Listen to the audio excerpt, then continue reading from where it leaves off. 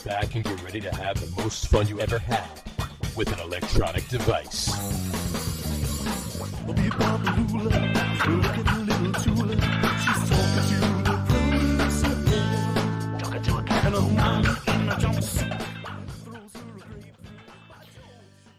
All right, everybody, welcome out to the Get On With It Sports Show. It is Wednesday, July the 27th, 2022. Jersey Johnny coming at you. And with me, as always, is none other than Mr. RadioPete and Mr. Harry Lug Nutz. Say hello, gentlemen. Hello, gentlemen. What up? How are you this evening? Good. Peachy keen? Hot enough for you? Yeah. I did like that picture you posted the other morning, Pete. That was pretty good. Yeah, the Real Feel 104. The security at that one abode. Oh, yeah. That was, I get a lot of pictures of dogs looking out through like door side lights and things at me, but never two cats. Never two cats. Just sitting there staring out at the world. Never had that before. Yeah, that's funny. So, how's everything on the island? It's okay. The island of Long. It's okay. I think make it sound so exotic. Island living man. I am an island boy. Not quite as fancy as the island of Staten. No. Island of Staten definitely is a different breed. Slightly less garbage buried underground than the island of Staten. Not a lot, but slightly less. Not much less, but no. I think my son returned from Europe mere minutes ago. Wow! So that's a good thing. That's very. His plane was. Did you know he was leaving? Did you even know he was gone? Not till yesterday. Okay. Been gone for 3 weeks, and I suddenly realized it. I was like, where's Peter? Oh, he'll be back tomorrow. No, he apparently someone was sick on the flight home or some sort of medical emergency. I haven't gotten the details. And so he was flying home from France, and they had to land in Iceland and I guess take someone off the plane. Yeah. So yeah, I don't I don't know exactly what the flight arrangements were, but so we got to visit Iceland for a brief moment. Didn't have to deplane or anything, but I guess it delayed the flight by a couple of hours. So I think I heard them walk in a few minutes ago. So that's a long walk from Iceland. Yeah. So now both my damn wiener kids are back in the house, and wiener kids, are they part dachshund? No, they're just wieners. Okay. That may be the apple doesn't strange. The apple doesn't fall far from the tree. No. So okay. But it's been interesting. It's been an interesting couple of weeks because my son was away, and he was away for 2 weeks, and they were both gone for that period of time. So we got a little empty nest preview. Yeah, it's nice, huh? Which was nice. You had to talk to your wife for once. Or not. Or not. All I can really say is I didn't have to drive anybody around. Mm-hmm. My oldest drives, but he doesn't want to necessarily drive my youngest around, and my youngest is still got things going on. There's marching band camp and all this stuff happening. So I was like, for days, it took me probably about 3 days. I didn't have to drive anybody anywhere except me. So that was kind of nice. There you go. That's always a plus. It's always a plus. But they're back now, so I guess that's good too. It is good. So, how's everything out in Denver there, Harry? I think it's okay. Last time I checked with Chamber of Commerce, everything's fine. Have you gotten your tie-dye Avalanche gear yet? No. There's two things that I'll never, ever wear. One is a sports jersey, and two is something tie-dyed.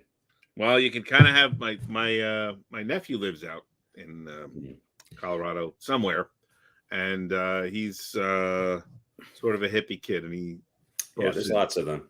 Yeah, he posted something, some tie-dye Colorado Avalanche gear, and I was like, I was gonna get one just for you, right?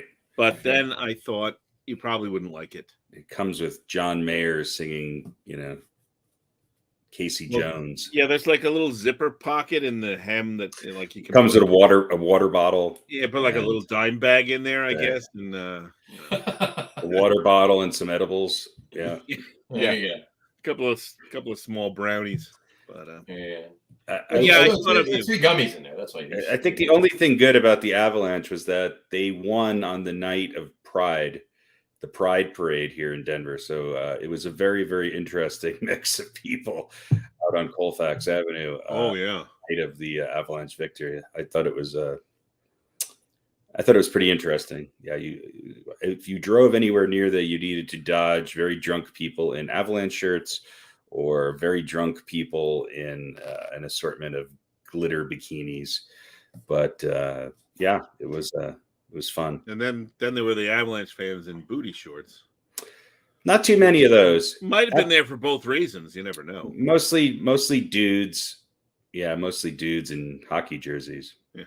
Just part of the reason why I just don't really get into the Avalanche. It's their fans. Sorry, Avalanche fans. I don't like you. I do have. It's like going to a GOP convention. That's the title of this show.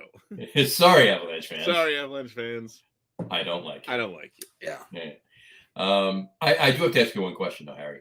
What's wrong with wearing a sports jersey? Nothing for you, but for me, it just my When my get up and go gets up and gone, then maybe I don't know. It's just not for me. Not even like on laundry day or no. I don't. Number one, I don't have anything to wear on laundry day. I don't even think. I still find it odd that like the oddest thing in baseball is that the manager of baseball wears a uniform. Yeah, that to me is still very, very odd. Right. Now, would it be how odd would it be though? Like Tom Landry always wore a suit, right? How odd would it be to see the manager of a baseball team standing in the dugout wearing a 3-piece suit? Yeah. Well, I don't think you would get that too much today, and I think you're starting to see it a little bit because they're sort of relaxing the uniform rules, so you'll see them in more of a, athletic wear. Yeah, a lot of times they wear sweatshirts, certainly in the fall when it gets colder. Yeah. But that's the real question. To put on spats and pants, to watch Don Zimmer at the age of 80, jogging out to the mound with his spats on. With his just stirrups. seems a little. With seems his a little weird. Pulled up high, I'm not opposed to a uniform per se. I wear one kind of. It just happens to be Dickies and jeans, but it's still very, very bizarre to me. Yeah, that's pretty funny. Yeah, so no, I'm not going to be wearing any sports paraphernalia. So it looks good on you, John. Thanks. What if we get get on with it sports podcast football jerseys? Won't wear it. You won't wear it. No. Not even if it's like a little crop top one. Unless you're playing professional football. Unless you're playing professional football. Okay. No one looks good in a football jersey. No one can pull it off. What about a baseball jersey then? What if we get baseball? Hold on now. I beg to differ because I've seen some women who look very good in a football jersey. No man my age looks good. And the women that are wearing it, be careful what you wish for, because most of them are wearing it as a dress, and it's probably about 1% of the people. Come out here on a Sunday and see the matching Broncos jerseys, and you'll change your opinion. Never has it been a more unflattering wardrobe decision than to wear. Yeah, I guess the activity, the ill-fitting John Elway jersey from 1997. Yeah, I think the activity that's being engaged in has something to do with the sexiness of the football. Yeah. Out at the stadium, maybe having a couple too many beers and a hot dog, maybe not so much. But at home, when you know the thing's coming off shortly, it's pretty hot. Mm-hmm. Whatever turns you on in your private life, I'm not judging that. But no, I appreciate it. For me to number one, if I went out of the house with a Florida Marlins baseball jersey on, I think anyone who knows me would just keel over it with laughter, and they'd start to be concerned about me. This is true. I'm just saying, if I'm on the couch watching TV and my wife wanders into the room in a we know what you were saying. Jersey, we know says, what you were saying. Hey, I think we need to review some tape. Click. I thought for a minute there, I thought what you were going to say is, if I'm just on the couch watching television, and I like to wear full catcher's equipment. I like to dress like an umpire. All right. Listen, there are scenarios, and then there are scenarios. That's right. Exactly. Johnny, blow your whistle. There you go. Yes. I mean, I know that's your most popular request on OnlyFans is to, where the catches are. I would say things involving a whistle are pretty high on the list. Yeah, that's right. It's usually it's the dress like Joe Theismann, isn't it? Because they like the single bar on the face mask. Yeah. That's it. Doesn't conceal too much of what else is going on. That's right. That's right. Yeah, a lot of access with the single bar. That's right. So, all right. So. Sports. This is the one we always do with some topical information, obviously. Topical. Like an ointment. An ointment. It's like had a little. Yeah. So anyway, start with a little baseball. We get the baseball background up. Trade deadline's coming up. It's not approaching this week because the end of July is not until Sunday. The trade deadline is actually next week, but first week of August. So let's CBS Sports actually put out odds of postseason odds, along with are they buyers or sellers, and obviously you can kind of guess what it is, right? So we'll just go through. I'm not going to go through all 30 teams, but scrolling down the roll in alphabetical order by city or state. So we'll just look. The Diamondbacks are less than 1% to make the postseason, so they're not going anywhere. So just they're not buyers nor sellers. They're not buyers. They have no money to buy and nothing to sell. There you go. They're kind of like me. Yeah. Which we call it. Although they should seek to move Mad Bum. So Mad Dog Russo's on the Marlins. Madison Bumgarner. Madison Bumgarner. Yeah, maybe. Anyway, so. Braves 98.2% according to CBS to make the postseason, and they will be buyers. The Orioles, they've got half a team they got to get in. They got half a team they got to get. This is the time of year where they revamp their entire team. Listen, it's a formula that works, so why wouldn't you just follow it again? Exactly, worked last year. Try it again. So it's the Amazon package: buy a championship, have it delivered by the second week of August. Well, no, you can. Yeah, if it's Prime, you can get it sooner. So, right. But in any event, Baltimore Orioles 1% odds. And they're somewhere in the middle, not necessarily buyers nor sellers. Maybe the surprise team of the year, the Baltimore. Yeah. Red Sox 15.8% to make the postseason. Let me know what you think of these two. You think? Well, Red Sox have been a little bit of a, let's say, 3-week slide, right? Which Well, they actually. I'm not going to say anything because I don't want to jinx it and have them reverse their fortunes. But right.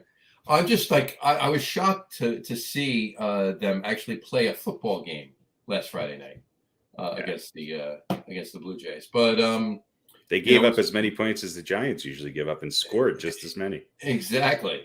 But I never saw the safety though. It was 28-5, but hey, whatever. So.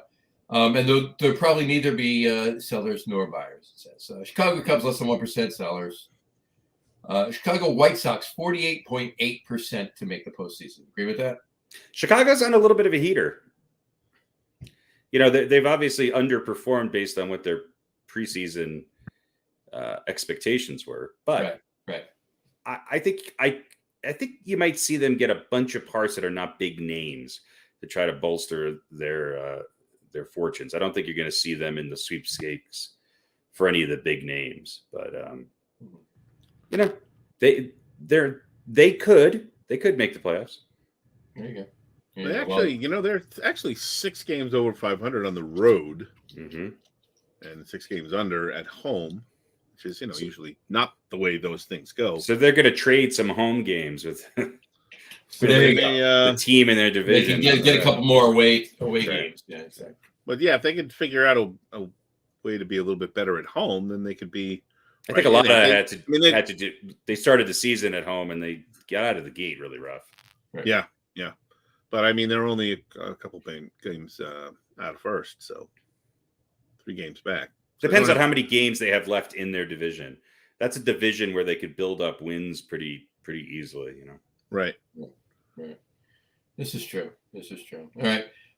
Cincinnati Reds, less than 1% to make postseason. They're sellers. Obviously, They've got a couple names that are probably on everybody's radar. Yeah. Luis Castillo, pitcher. Honestly, their pitching staff is there's some people there that I wouldn't be surprised if they were on other teams come next week. Mm-hmm. Agreed. Cleveland Guardians. Yeah, 4 rentals, of course. Cleveland Guardians 43.8% to make the postseason. According to this, they're quasi buyers. Again, I think they fall into the same category as the White Sox. Right. Teams that I think everybody thought were going to do a little better than what they're doing right now. And they might either the glass is half full or half empty. It depends on how they come out looking at it. And I don't know. Based on the last couple seasons, I would think that this is maybe a little bit of an anomaly in that it's worth holding on to some of their core that they have built up and maybe adding on to it. I don't think they're in a situation where they want to start to unload major talent. Right. Fair enough. Yeah, this may not be the year that they go for it, so to speak, but that's certainly they're similar to the Red Sox. They're having a down year. Yeah, but their talent is certainly better than what their record is. Right. Yeah. I mean, it shouldn't be a case where they're going to blow things up. No. But I don't see them making any huge moves. You never know. You never know. All right. Well, eventually, I shouldn't say you never know. But eventually, when Juan Soto signs. Right. Yeah. Right. Well, or there could be somebody who, for whatever reason, is someone that would be a good signing, let's say, for almost any team, but for whatever reason, none of the big names, so to speak, want him, and then Cleveland goes, all right, well, I guess we'll take him. We'll at least do something, and like they don't have like a Deshaun Watson. Yeah, there you go. They don't have much to get over the hump to, get into the lead in the Central. This is true. Maybe they'll sign what's his name from the Dodgers. The pitcher who got suspended. Oh, Trevor Bauer. There you go. Well, that would make sense, right? Right. Bring them all to Cleveland. Sure. That'd be a great like buddy marketing scheme in Cleveland. Trevor Bauer and Deshaun Watson. Cleveland, women first. The new Subway commercial will be Bauer and Watson. And their footlongs. That's Subway. Oh yeah, that's right. Well, yeah, that would be what would be the slogan? Eventually they'll start. Cleveland, we obviously don't give a shit. Oh, we have to make up a graphic about that. Anyway. All right. I didn't think of that before. That's great. All right. Moving on to Colorado. Less than 1% to make the playoffs. Do you agree with that, Harry? Yeah. I mean, the Rockies are kind of right where I thought they'd be. Maybe a little better. They've lost so many close games. I watched 3 out of the 4-game series they had with Milwaukee, and they easily could have won all 4 of those games. They wound up only winning 1. There are some players on the Rockies, though, that... Was it the one you didn't watch? No, I watched the Monday night game, and they actually won. They won 2-0. There's some players on the Rockies, though, that are going to... I think the Rockies' phone will be ringing. I don't think they're going to get rid of any of them, though. But they gave up... They were definitely in an unloading phase over the last couple seasons, and they've lost a lot of talent, but they've been able to backfill it pretty well. They've never been known for high-profile signings. They're never going to go out and spend a ton of money on a free agent.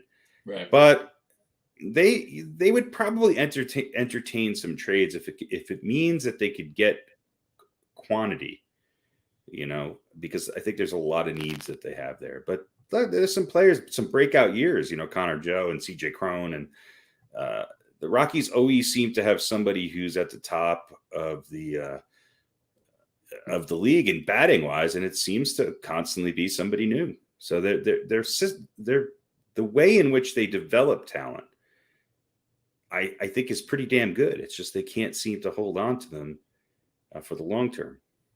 Right. Gotcha. All right, moving on to Detroit, less than 1%. Yeah, I don't think they're doing anything this year. They're sellers. Houston Astros. What do you think CBS has them as far as making the postseason? Well, 98%. 100? 100%. Yeah. Houston Astros, according to CBS, will 100% make the playoffs. They will be a buyer, but not a desperate one. Well, they look, is there a better organization? I mean, we've always talked about the Oakland A's. I don't think there's a better organization in sports that is able to balance long-term, big-time contracts with stars, and to be able to lose major talent, but to replenish it with just as good or better for nowhere near the money that somebody like the Dodgers, the Braves, the Yankees, the Red Sox, the Mets are paying for it. I mean, this is probably the smartest, most efficiently run organization in sports. And I hate them, but they're really good. And they're probably the best team in the American League right now. There you go. And if I'm somebody, the draw of New York or the draw of LA might not be that big. So if I'm a superstar, why would I not want to go play for the Houston Astros? True. Especially because it means a significant amount of money for athletes because there's no state income tax. Right. That's very true.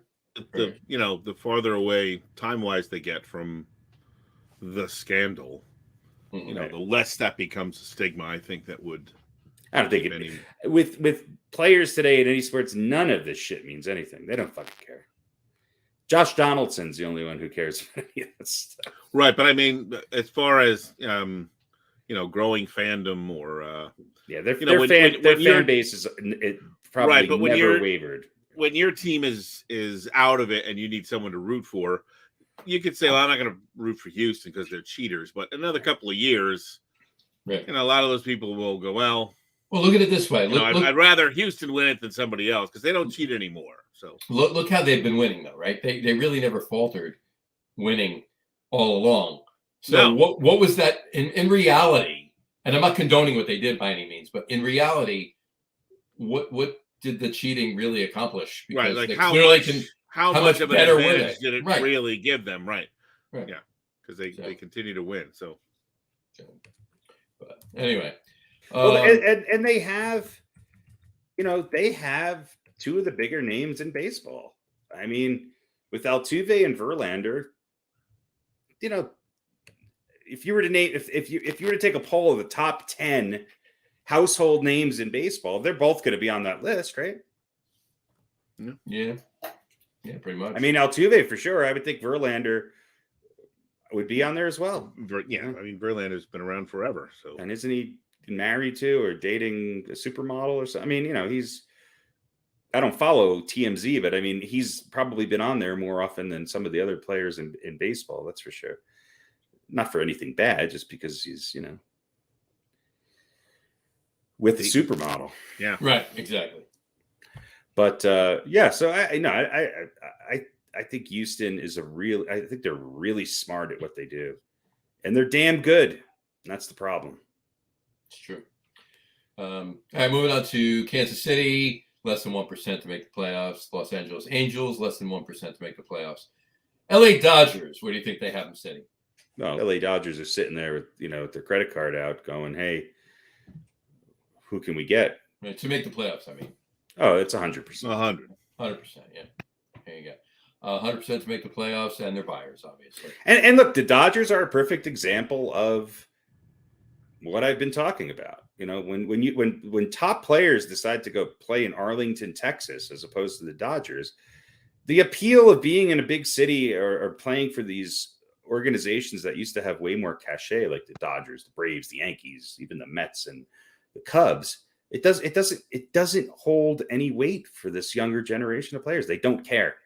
It's why Aaron Judge is going to have no qualms about playing in Kansas City if they offer him the most money.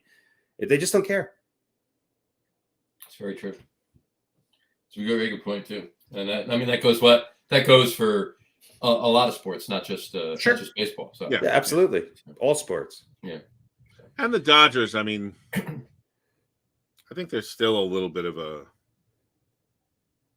that stigma about they can't win the big one, even though they have a number of times. You know, there's still that little bit of that reputation. Not that that's necessarily. Again, I don't think that has, you know. Ask Max Scherzer if that factored into his decision to go to the Dodgers last year. Yeah, I mean, it's not necessarily fair, perhaps, or maybe it is, but. No, I mean, when you say like the Pirates can't win the big one, well, you know, since 1979, they have not done that. So, yes, okay, I get that. But I mean, if Dodgers, you say the Knicks can't win the big one, well, I understand that. Right, no, but the Dodgers are a team that have gone there a number of times and haven't come away with victory. You could say the same thing about the Braves, you know, for years and years and years and years and years. Yeah. So, I mean, I don't think that's a major factor in anyone's decision-making, but it's the kind of thing that if you're a vaunted player and you have multiple really good offers, you might go, I don't know. Dodgers, for all the hoopla, have blown it a number of times. I think I'll take my chances somewhere else. Very true. Wherever they give you the more money. Yeah, right. Exactly. That's the answer. That is to 90% of all these decisions. Mm-hmm. Moving on to Miami Marlins, less than 1% to make the playoffs. Obviously, and I think they've already moved some players too. They've been moving, yeah. They're Jess Chisholm now is injured, so that eliminates them to be buyers by any means. And I think I read something that somewhere that and I think I read something somewhere that says that other than Sandy Alcantara, he's the only untouchable one. I think anybody's up for grabs kind of thing. But I mean, who is there really? So he's the one they're going to punish by making him stay there. Stay there, right? Name 3 players on the Marlins. I can't. Jess Chisholm, Sandy Alcantara, and Alcantara once offhandedly said that Jeter was a little overrated, and now he's stuck there forever. and before this year, we didn't know about Chisholm, so who's having a great year, but So. All right, moving on. My Milwaukee Brewers, 77% to make the playoffs, and they should be buyers. They say the Twinkies, 45%. The Twins are to make the playoffs. They're buyers. They should be. The New York Mets. What do you think CBS has them at? I don't care a shit. 100%. They're going to be buyers. I'll say 95. You're both wrong. 99% they have. 99. They have 99%. They're buyers, of course. Do they not know the history of this organization?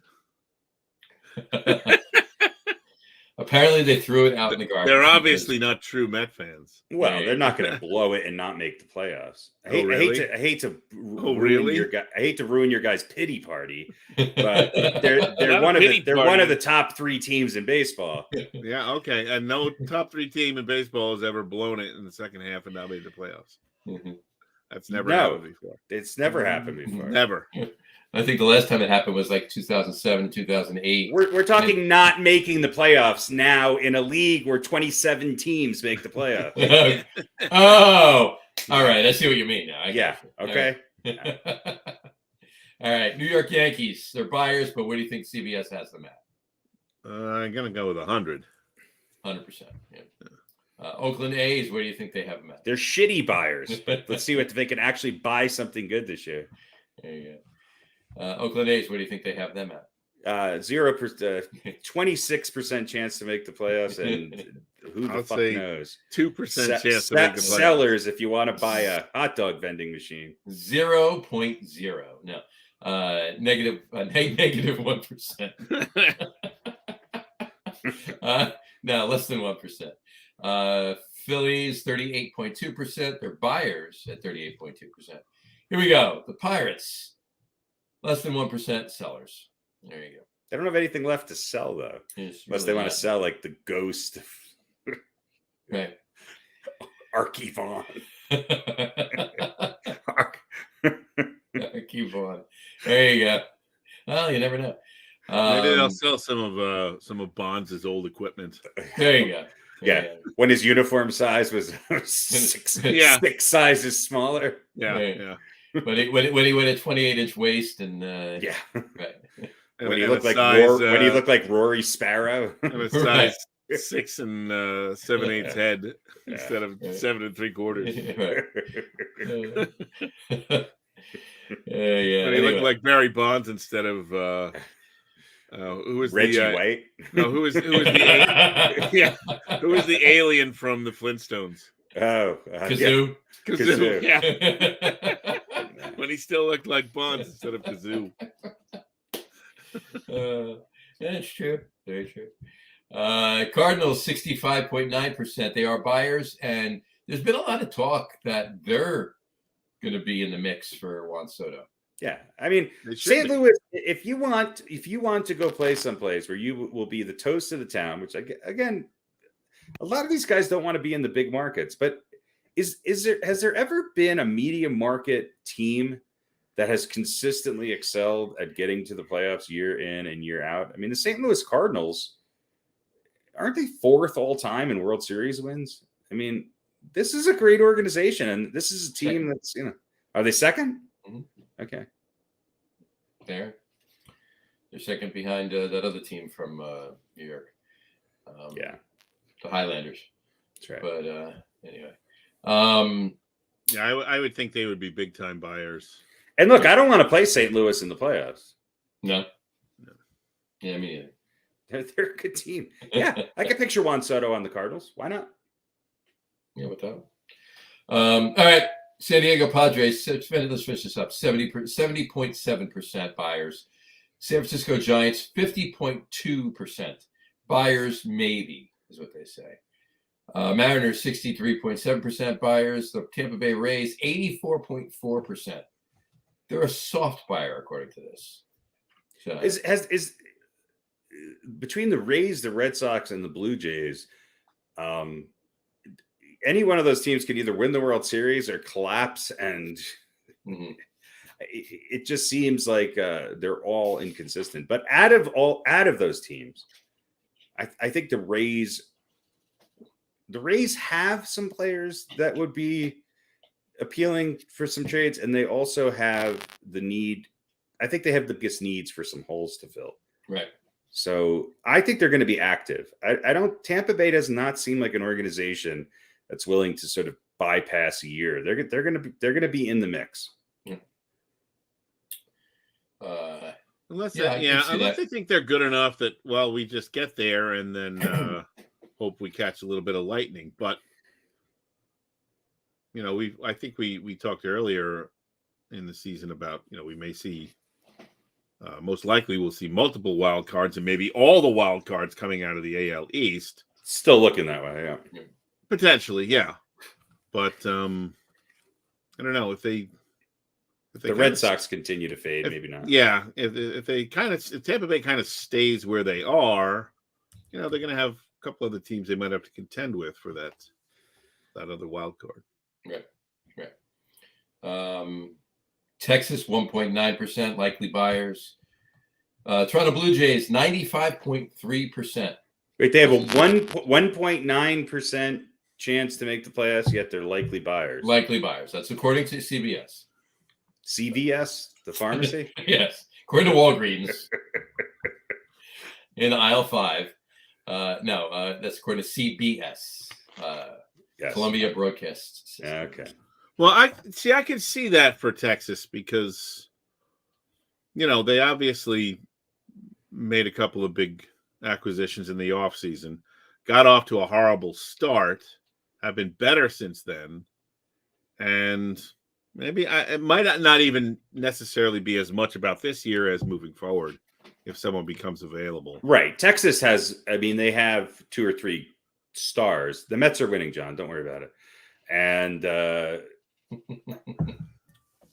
it's you don't even need to watch these 2 games. They're gonna win both these games because of the pitching matchups. They might be buyers for next year more so than for this year. Right. Yeah. This is true too. Yeah. They could be they're That's pretty far out of it. Well, in the division certainly, but they're not that close to a wild card either. So,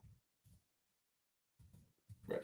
I think as much as you're hearing about, the Juan Sotos and pitching is really going to be, it might not necessarily be the top names on there, but you're going to see, I think you're going to see pitchers get moved around a lot,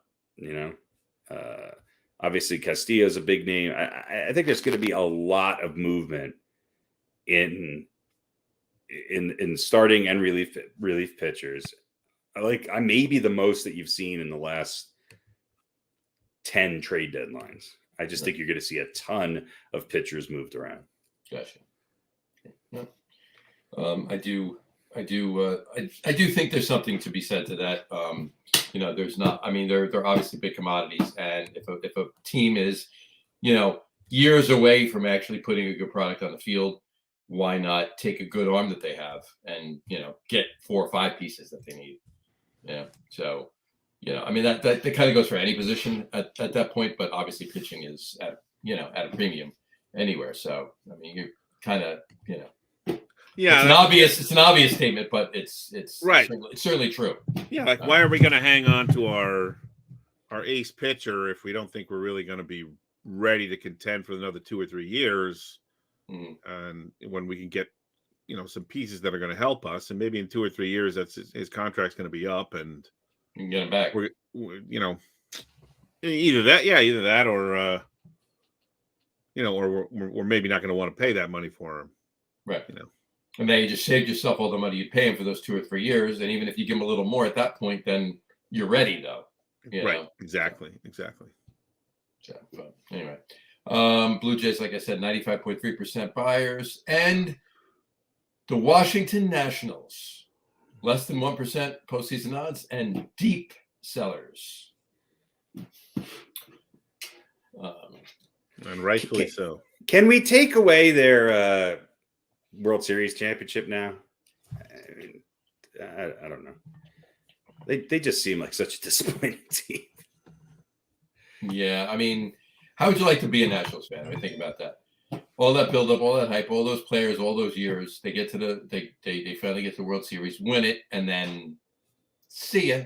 Oh, they were kind of like the Royals, and both those teams are sort of the least. I mean, they basically finished. I mean, they're going to finish last in the NL East this year, and that'll be 3 consecutive years since winning the World Series that they finished last in the NL East. Yep. Yeah.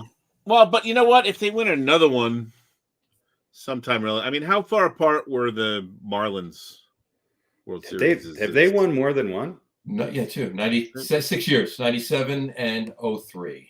Yeah, so they won, and then they blew up the team, mm-hmm. and they were able to put it back together and win a second one, right? And I think weren't they the first wild card team to win a World Series? Yeah, that was against Cleveland, I think, right? In the 90s. So, over that span of a little more than half a decade, they were able to do it twice. And then after the second time, they did the same thing. They blew up the team. Right. So, I mean, if Washington can put it together, but they don't seem to have a plan to put it together. No.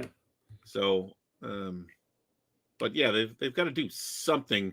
But I agree. Like, if they don't do something in the next 3 or 4 years, then probably that World Series really just gets looked at as an anomaly. Well, they're going to get rid of the best player in baseball because he doesn't want to play there. Well, until they get better, nobody wants to play there except for hangers-on who might not get a shot anywhere else. Yeah. Speaking of that player, they've ranked 7. CBS ranked 7 teams. I just happened to catch this while I was closing that window, so I just want to throw this up. Ranked 7 teams that would be landing spots for Juan Soto. And I'll go in reverse. We all know who they are. Yeah, well, 7 would be the Giants, 6 the Mariners, 5 the Mets, 4 the Yankees, 3 the Padres, 2 the Dodgers, and 1 the Cardinals.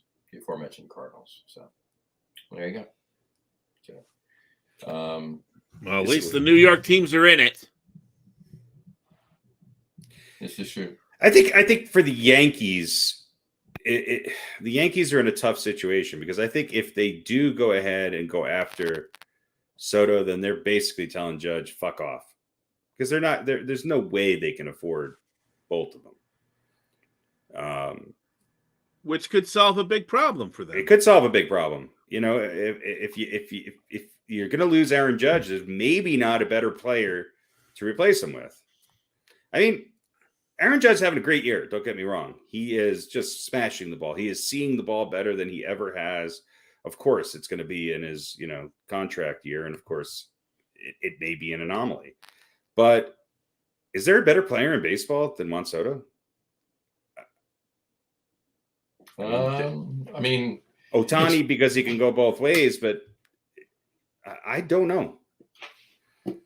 Right now, at age 23, do you want to spend money on Soto, or do you want to spend money on Mike Trout? Do you want to spend money on a 28-year-old Aaron Judge or a 23-year-old Juan Soto? Right. Yeah, you want to spend money on a 23-year-old Juan Soto that is arguably one of the best players. Yeah, if you're going to have to sign a 14-year contract to one of them, sign it with the 23-year-old. That's I mean, who do you want to give the 8 years or 9 years or 10 years or whatever it is? I mean, he obviously wants more than 10 years. Yeah, I think it's going to be something like 14 years. Right. And look, there's nothing I want more than Judge to finish his career as a Yankee, because I think he's the best fit and has been the face of the franchise and the first real superstar since Jeter, who's, could become the next captain and could just become another historical figure in the long line of the Yankees. But I don't really think he cares. No. Well, he says he does. No, I mean, in All-Star Weekend, when he's asked, when some fan asks him a question, he says, "Well, there'll be other Yankees that are just as good, and you should not follow your team." That doesn't provide me with a whole bunch of confidence. Yeah. I think he's gone. I think he's gone. And listen, the Yankees are, the organization, the way it's run is a little bit different now than back in the day with George. Mm-hmm. And they don't hang on to guys if it's doesn't seem feasible to them, whether it's years or the money or whatever. And everybody who cries and moans, "Oh, you can't let him go," but they'll get over it. Well, especially if you have Soto on your team. They've been burned by some big long-term contracts. Yeah. Who's on the IL again? Who's not in the lineup when they need him against the Mets? And, Giancarlo Stanton. All-star MVP, but on the IL again. Mm-hmm. Yeah. It's they've been burned by these long-term contracts. Right. Yeah. You're very true. All right. One quick Mets note. Looks like Jacob deGrom had a rehab start in Syracuse today, and it looks like his next start will be as a big leaguer. He will be coming up. He'll make a start sometime next week. What, in AAA? No, as a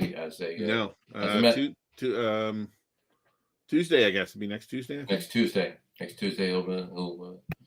he will start.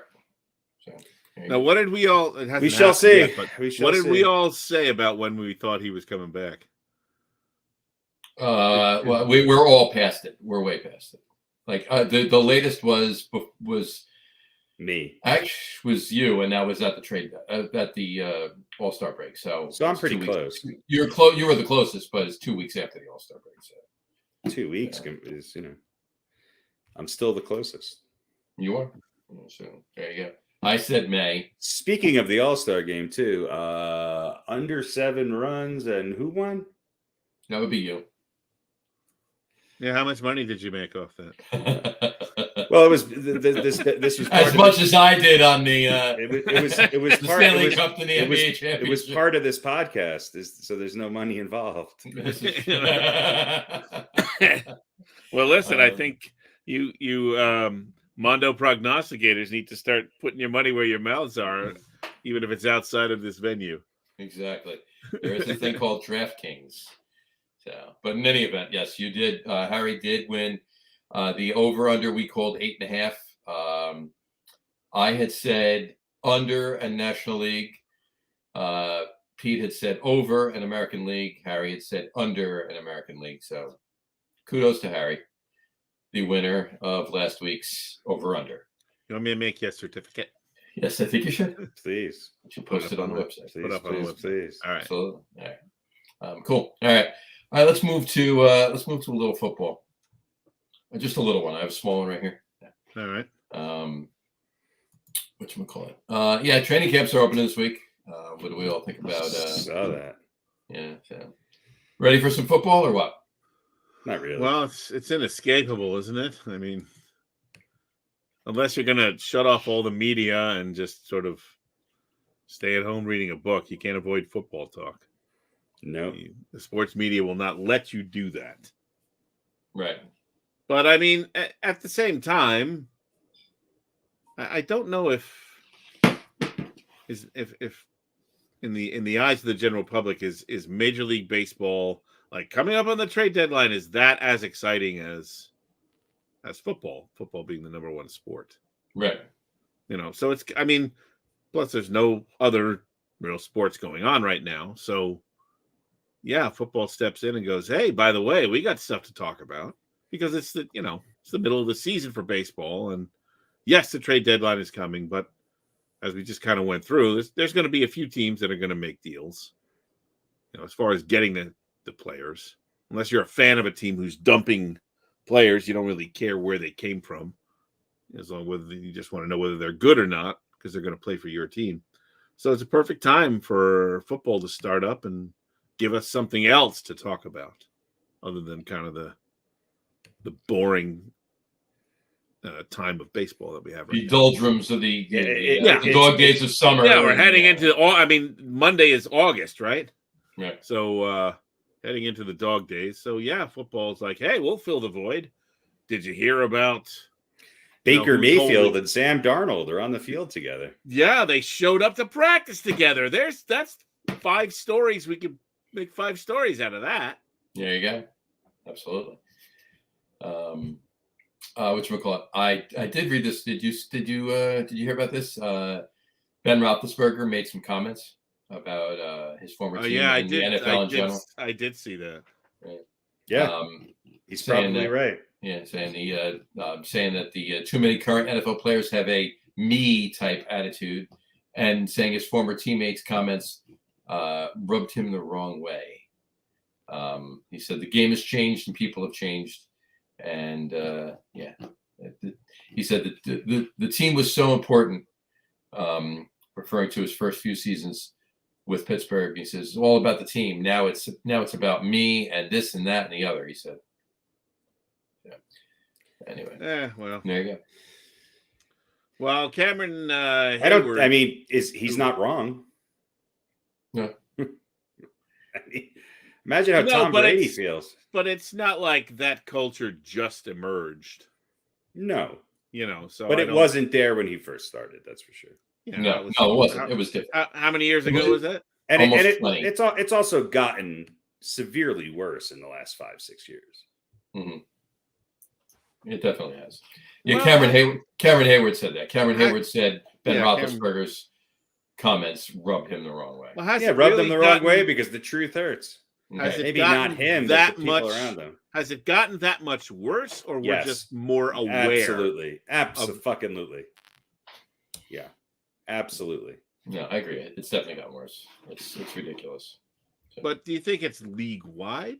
Yeah. Or or are there a few high-profile cases that get a lot of press, and we go, well, that's everybody's like that now? Yes to both. Yes and yes. So the anomaly is players that put the team first. Correct. Okay, well, let me switch gears here. Play devil's advocate in a sense. Why should they put the team first? Obviously, team doesn't put them first. It doesn't. They get hurt or they get DWI or something like that. You're gone. You're done. Really? They get hurt. Yeah. They get paid. They get a DWI. They get paid. I'm saying a team can cut you for whatever and still pay you. Maybe the big names have lots and lots of guaranteed money, but I don't think the average player has that much guaranteed money. So they should be different than any other employee at any other job at any other part of so I'm not saying they should be employer different. Should have no rights. I'm not saying they should be different, but don't put out an image of we're a family and it's the team first. Well, this is the argument, and this is why sports are the way they are, because the players feel as if their best interests are not being taken care of, and that things like the salary cap has prevented them and cost them money. And so, yeah, they're making up for it by now gaining that power. It's a player first league in almost every sport now. Football is maybe not quite the imbalance that, but you're starting basketball is first. You're starting to see it in baseball. Mm-hmm. It's just there's no the players don't value a contract, so why should the owners? You're investing millions and millions of dollars in this person, and one day they turn around and go, "Yeah, I don't really like it here. Trade me." Yeah, but I mean that's not the norm, though. It is the norm. Well, it all depends on where Kevin Durant goes. It is the norm. If you look in football, at the history of sports, even in football, it depends on. I don't think there's enough players that have that kind of juice. I think there's most of the guys on the team that go, I don't want to be here, trade me. And they'll say, fuck you, go sit on the bench if you don't want to be here. No, they don't. And they'll play because they want to go, because maybe they'll get some movement in the offseason. I think you're right. There are big names, the quote unquote skill positions, and some guys who've done some bullshit for sure. Oh, you're not gonna find an offensive lineman that says I don't want to be here anymore. Trade me. But it happens all the time. It happens all the time. It doesn't get the press because it's not as juicy, but it happens all the time. Guys wheedle their way out of whatever they want. Now, granted, the more star power you have, the more you're going to land on the upside, and the more it hurts. The more the organization might not be going to be able to get anything back for you. Right. But it's also why the players want these long-term guarantees and these long-term contracts. They don't care about committing to a team for a long time. They just want guaranteed money. Because the long-term contract, all it's going to do is inevitably, it's going to put them in a situation where 6 years in, they're going to be, somebody's going to have to, they're going to have to try to trade them or release them and start and eat the money to get them out of their fucking hair. That's the problem. Right. Yeah. Look, I'm not saying it's perfect, and I'm certainly not saying that the athletes shouldn't have more control over their future. But to say that there's any loyalty anymore to any team, it's ruining sports, because you can't. If we were to give a name of 30 players in the NFL, okay, and then asked to say what team are they on now, I'd have to refer to a cheat sheet because I just don't know, because there's that much movement. Same thing in the NBA. We should play a game in the beginning of the season. We shouldn't watch all of this, Twitter and speculation. And then when the NBA season starts, go such and such, what team? Who the fuck knows? Because if you look at any player profile now, they've all played for 8 teams in 9 years. So, but why is that a terrible thing for sports? It's a terrible thing for sports because you can't build any alliances. You can't build a team long term. It's just right now. It's not even for a full season anymore. Now it's just like, well, build the bear. Let's build a championship team and then get rid of them. It's bad for fans, and it's also, it's been going on a long time. So of course the culture around it is going to change. Of course it is. Especially when that's been put in your ear since you were 12 and some scout's been looking at you. I'm not blaming the players. I'm just saying it makes sports far less appealing, and it makes the players far less, to me. You definitely have your anomalies, though. I mean, you definitely have your Houston Astros, like we talked about before. But they had players. Do you think that George Springer was thinking, I could really be part of a legacy here, and we could build we could win 4 World Series in 7 years? No. Houston can't give me the most money. I can get it somewhere else. I'm going to go up to Toronto. So why should that be different than any other job? I'm not saying it shouldn't be. I'm just saying it doesn't. To me personally, it ruins sports. Okay. All right. I'm not disagreeing that there's a me first culture. I'm certainly not saying that. I don't think it's as widespread in the NFL as Ben Roethlisberger's making it out to be. But he played in the league and I didn't, so he probably should know better. Yeah, he spent a lot of intimate time with Antonio Brown. I think he knows a little something about it. I think he probably bit his tongue off. Brown is a nut job. He's not the norm. He's not the norm. Juju Smith-Schuster is not the norm. Who's the running back that went to the Jets and then disappeared? Maybe he's not the norm. Well, listen, what's the constant here? The players. Ben Roethlisberger's the constant. Maybe there's something about Ben Roethlisberger and or the organization. Yes. That, that's it. Makes clear. Steve Nash is the constant problem with the Nets. It's not the well, that's true. That is true. Yes. It's definitely Darko Milicic is the issue because he's the 6 degrees of Kevin Bacon of the NBA. On that note, all right. In the long run, though, it really doesn't matter what Ben Roethlisberger or Cameron Hayward say. No, it's fodder for us to talk about, but it is. It definitely is. And there are exceptions. There are exceptions. Giannis Antetokounmpo. I think that he made a decision. I'm going to stay with the Bucks for my career. Jokic. He sort of said, "Hey, look, I want to be here. I want to stay with the Nuggets. I'm going to do this." There are exceptions. I'm not saying they were mistreated or that they necessarily were going to get more money somewhere else, but they probably could have, and they probably could have limited their commitment. With a lot of these other players, it's just, it was good, but I don't know. My buddy's over here, and I think, maybe I'll go over there. I don't know. It's hard to build a fan base around teams when that team is inconsistent. The reason that I could name the starting lineup for the 1977 through 79 Yankees is because for the most part, it was the same player. It didn't change.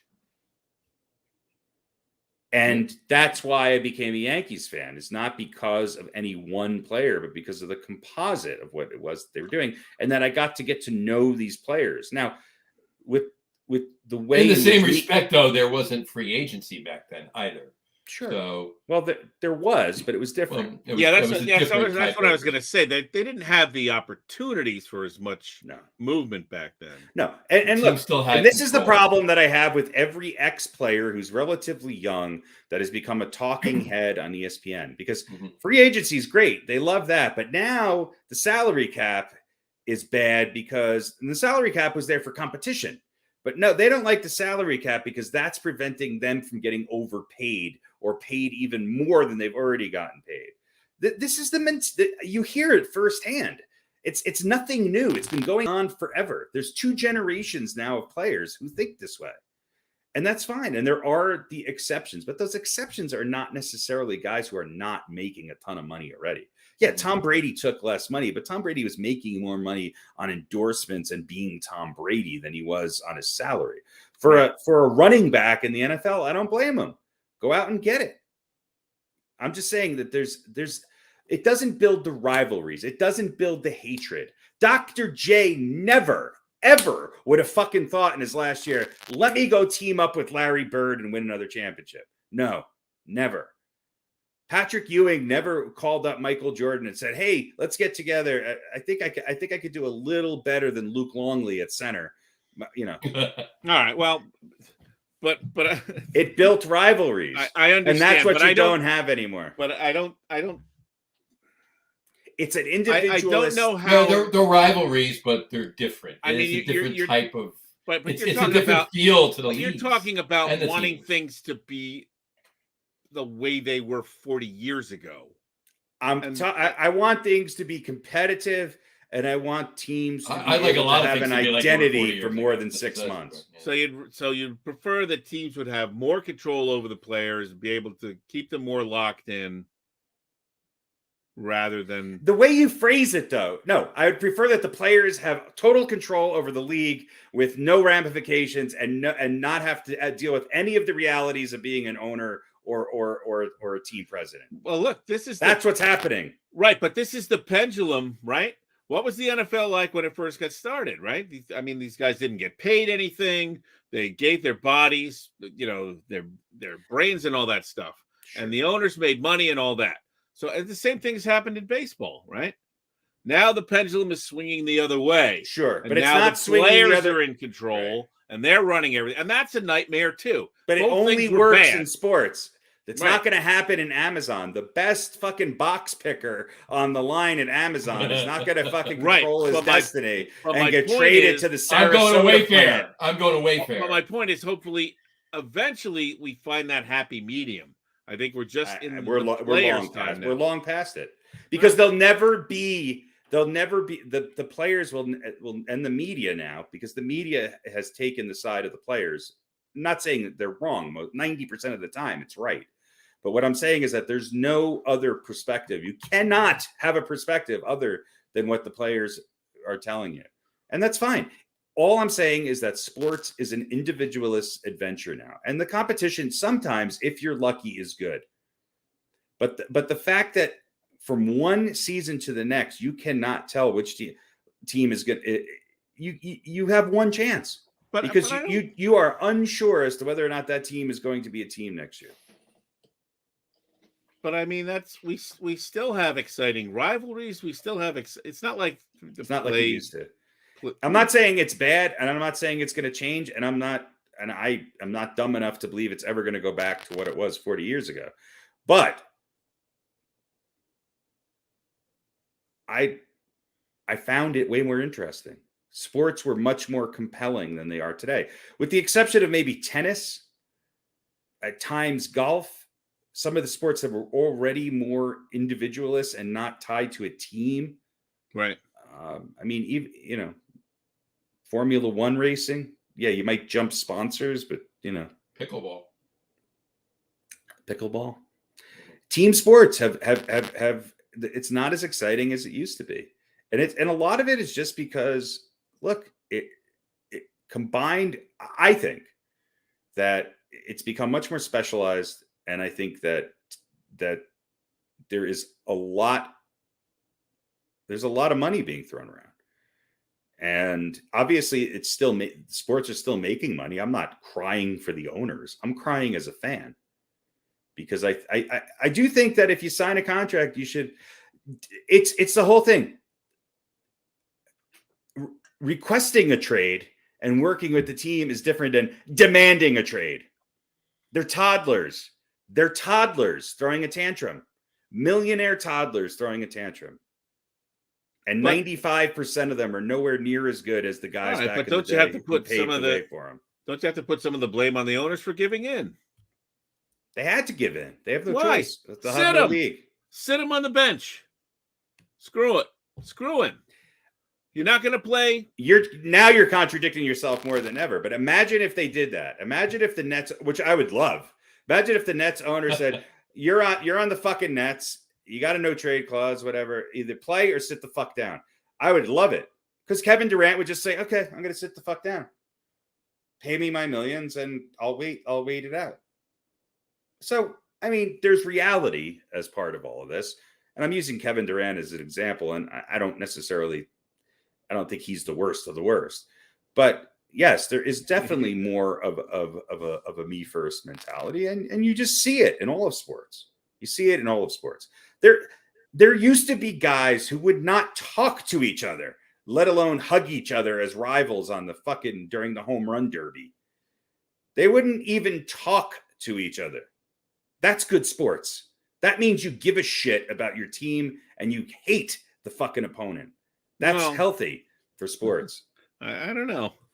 I probably, but then you get, Pete Rose mowing down what's his name in the right, but mowing down what's his name at the plate in the All-Star game, and that's you get those extremes too. You don't need that. Look, I'm not saying I have my opinion. You have yours. If you're enjoying this new, gentler, kindler, player first, fucking love fest of individualism, then great.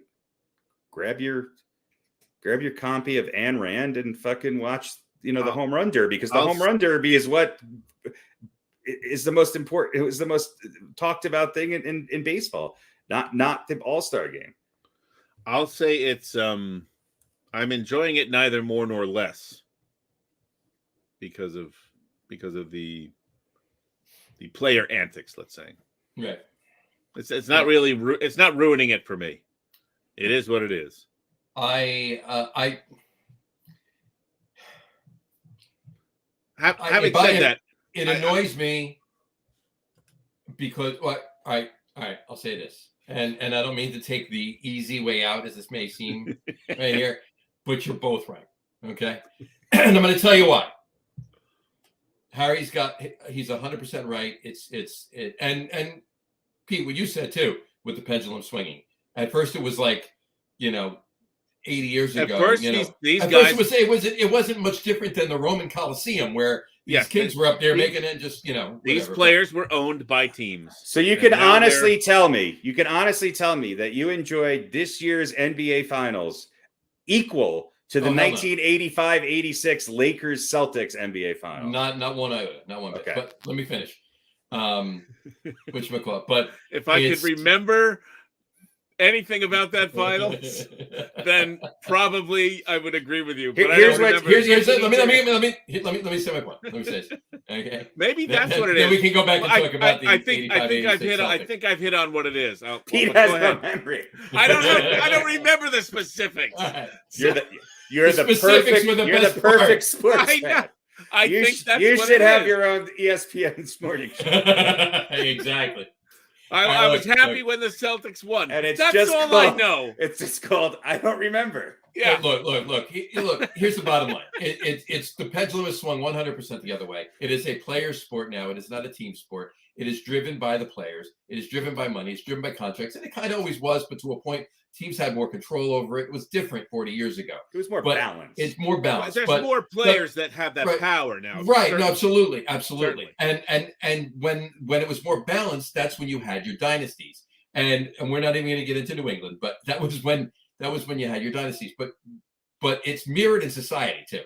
I mean, just look, and we're not going to get into socio, political talk here, but it really is. But anyway, it annoys me that it's gotten to that point. But ladies and gentlemen, tune in to John's TED Talk calling "You Too Can Be Your Own Power Forward."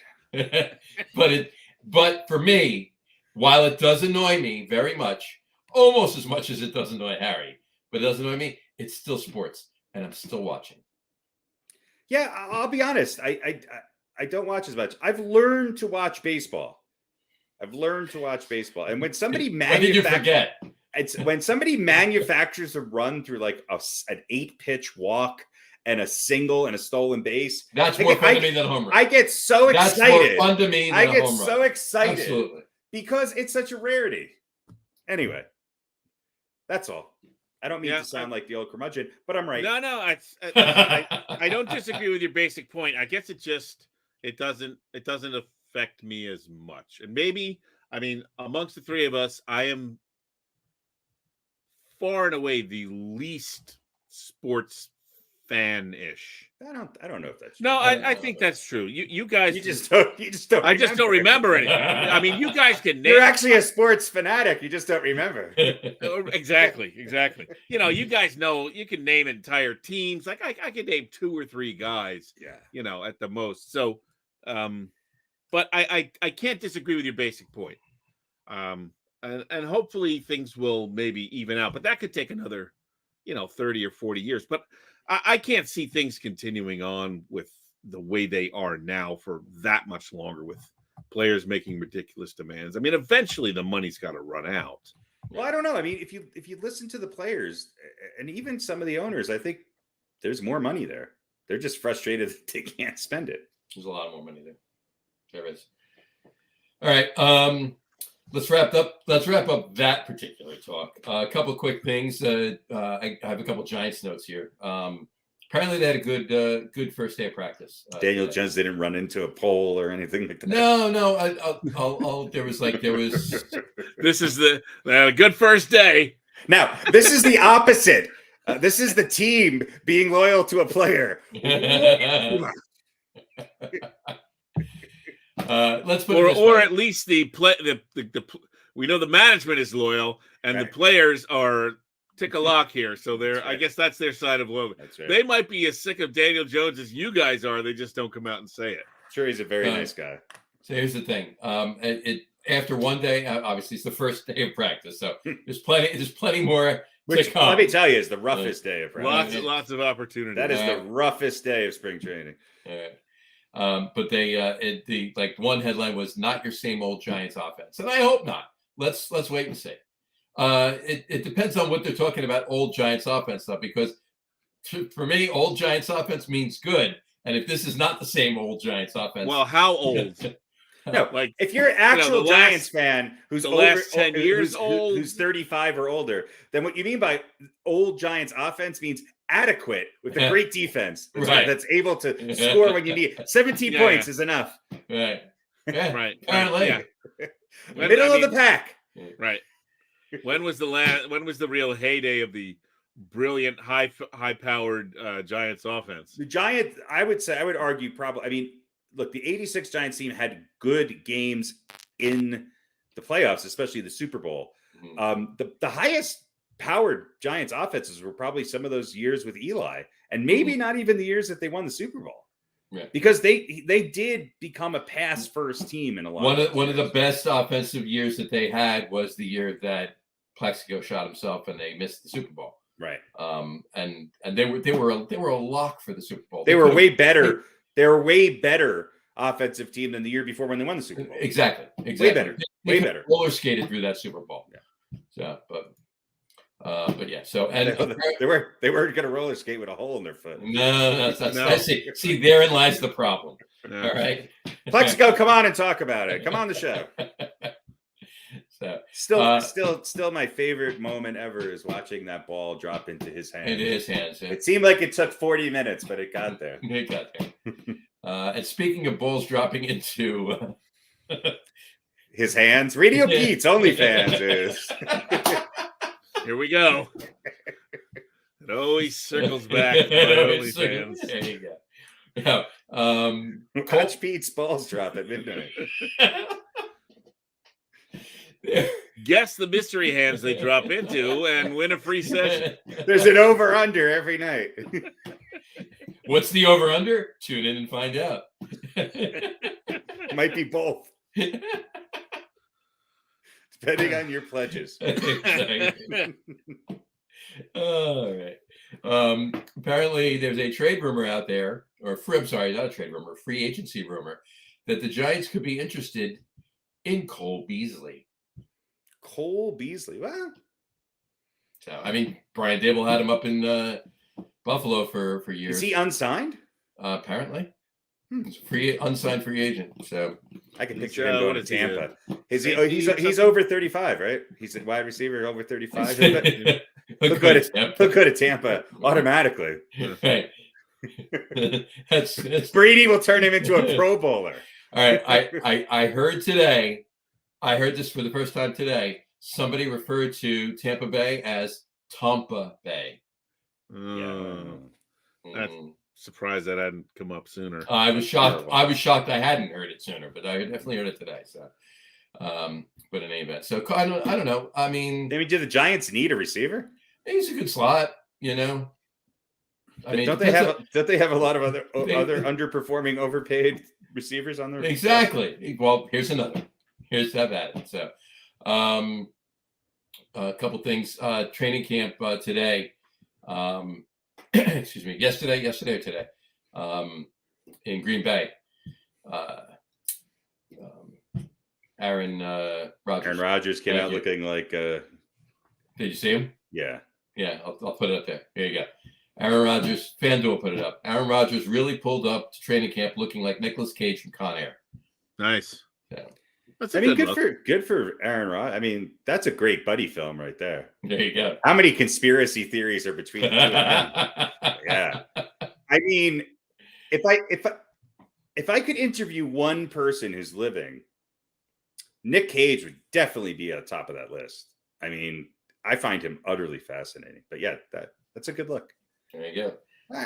Aaron Rodgers actually looks better than he has in the past, you know? Yeah, it's not that bad actually, but I mean, it definitely, if he wasn't going for that look of Nicolas Cage and Con Air, that was a pretty damn good coincidence. Let's put it that way. So, well, I mean, come on, it's a tank top, t-shirt, and jeans. I mean, but it's the hair, and the beard and everything else. So, did you hear the news out of the Jets training camp though?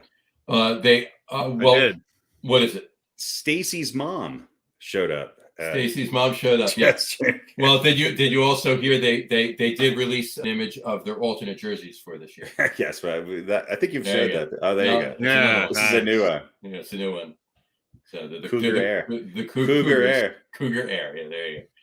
Should just be a glass of Chardonnay or a Cosmopolitan. Well, in the actual Jets news, I don't know how much this is news, but day one and Mekhi Becton, former first round pick, injured last year in week 1, missed the season, moving from left tackle to right tackle. Don't know if you guys heard this. Yes, and he's also, I think, unlimited. They're being protective of him right now in the beginning of training camp due to his rehab. Yeah, that's the other thing I read. But he has taken a needle point. He's very good at it. Yeah, there were some issues, I guess, about his weight because, of course, he gained some weight when you're recuperating and or rehabbing. You can't. Sounds like he came into camp okay. That's what I think Salah said. He looked pretty good. Now, here's the thing. I heard Bart Scott on the radio today, and he said the Jets are sort of changing their offensive strategy a little bit. And George Fant obviously took over when Becton went down last year, did a good job there. But Becton, being a big guy, they're making the right side of their line very heavy. You stick a tight end over there. He said, expect them to run right. And that side of the offensive line, especially if you're pulling a guard, is going to be more attacking in the run game. And they feel like that it would be a better use of Mekhi Becton because of his athleticism and being at the point of attack and people having to, go through a very heavy side of the line to get to the running back. And Fant obviously did a decent job as left tackle. Yeah, the hardest thing to find are 2 starting tackles on that offensive line. So now other people will say, oh, this might be the beginning of the end for Becton. They weren't happy with the way he rehabbed or whatever. And there was some time he was, I guess, unavailable for comment and acting a little bit immature. So they're moving him from left to right. And if he doesn't perform, then the next step is the bench. And then if he doesn't shape up, that he's gone. But I don't know. Bart Scott made a compelling argument. And of course, he's a football player and a former Jet, and you think he would know. But we'll see. He said it's more of a strategy move as part of the little difference in the Jets offense than some sort of punishment. So now everybody knows that the Jets are going to be running right. Well, if that's the case, I don't think it would have been much of a secret after week 1. But what he was saying makes sense. He goes, they're going to be really big on that side. You stick a big tight end on there. And again, they're going to be, out at the point of attack rather than backing up. And he also talked about Becton, Fant maybe being a little bit better when you have a safety blitz or corner blitz. Becton maybe not the best at running after a smaller guy. So we'll see. Maybe he was talking some shit to try and defend him, or what he said certainly sounded like actual football talk. But we'll see. It could also just be a way of saying, hey, look, we know Mekhi Becton's coming off an injury. We know that this guy's got talent. This might be a way of saying, let's put him on the right side. It's a little less of a high profile one-on-one best pass rusher, blind side protective thing with our young quarterback. Let's give him a shot to excel. And the other thing that Scott said is if Fant goes down, Mekhi Becton's going right back to left tackle. Yeah. So, he has not been banned from being the left tackle. Right. I mean, look, we'll the Jets have a lot of young talent. The Jets could be the most improved team in football this year. Yeah, and they definitely need to, really establish what their identity is, and so we'll see. But I think you're going to start to see them really try and put in that West Coast offense a little bit more, where it's more of a run play option and run pass option and shorter, quicker passes. What works for a lot of young quarterbacks. Yeah. Yeah. The big question though is, where is Jimmy G going? Jimmy G. I think nowhere. I think nowhere, honestly. I think Let me ask you guys a hypothetical question. If his shoulder is back to within 95% of what it was last year, do you take a chance on him if you're the Giants or the Jets? I think one team, it's a little bit more obvious. I don't think the Giants are going in that way. I'll tell you why. They already have, and hear me out first. I've talked about this before. They have Tyrod Taylor's there for a reason. All right. Obviously, all the chips are in Daniel Jones' basket.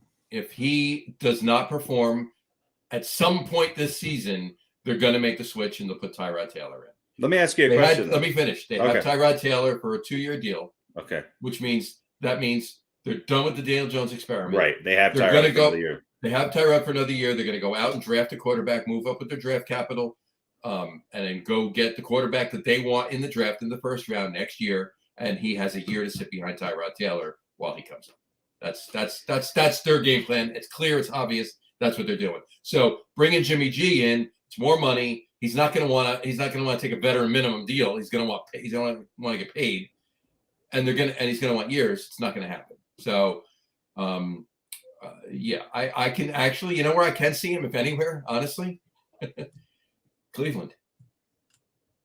Yeah. No, he's not going to Cleveland. They just signed Josh Rosen. Did they really? I think Seattle. I think Seattle's the obvious choice. Whose new nickname, by the way, is Hot Potato.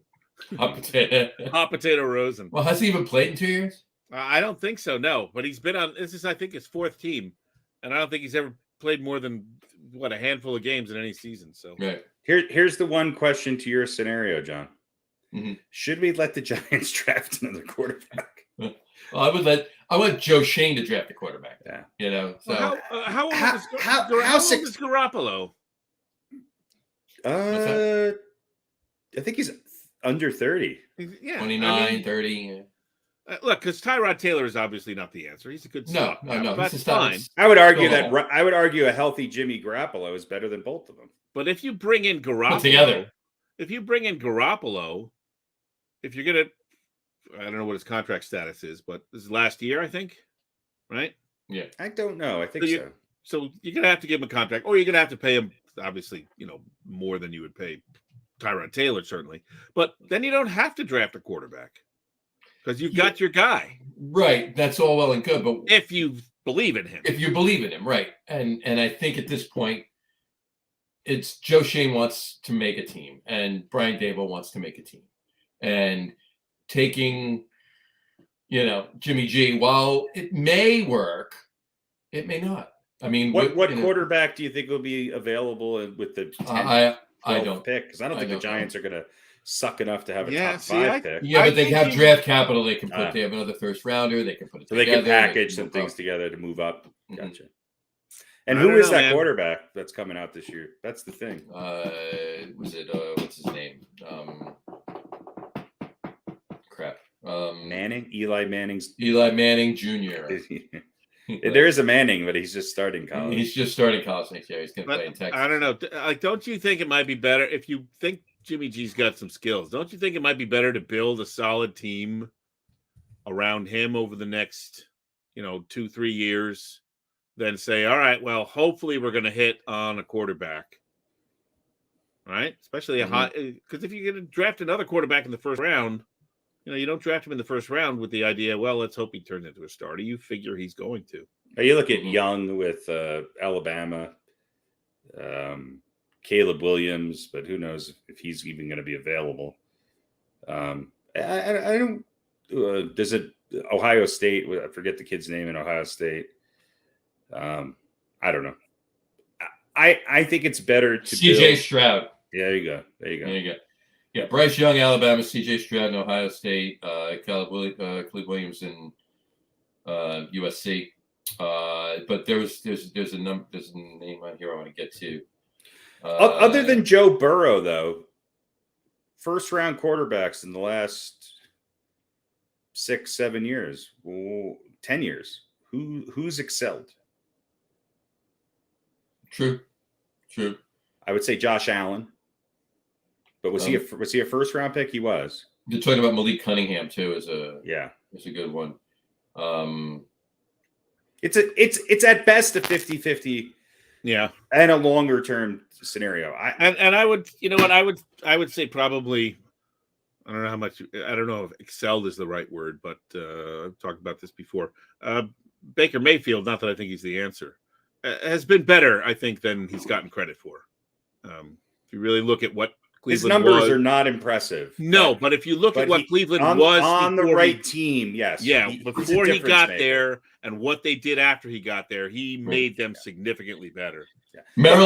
Maryland actually does have an interesting name coming out next year too. Yeah. The kid from Alabama who's on New England, Mac and Cheese. Mac Jones. He's had success. Right, yeah. True. Right. Talia Tagovailoa. There's been a lot that haven't. Talia Tagovailoa. Oh, there's another Tagovailoa. Yeah, he's still the Tua's still a question, right? I think they're all question mark. Jalen Hurts is a question. Tua is a question. Dwayne Haskins. Get on the Panthers. A lot of it depends on what team you go to. But I mean, even what's his name? Trevor Lawrence. I mean, I don't know.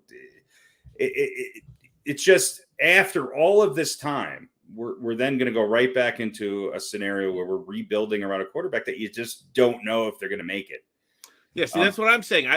You rebuild around Jimmy G, right? Well, he's had success. You can't deny that. Here's the thing with Jimmy G. He's probably somewhere between 17th and 20th as far as rankings for quarterbacks. That's giving him a little bit of credit, but that's still moving up 7 to 10 spots from where the Giants are right now. You know what I'm saying? Yeah. And for me, the greater concern would be his health than his talent.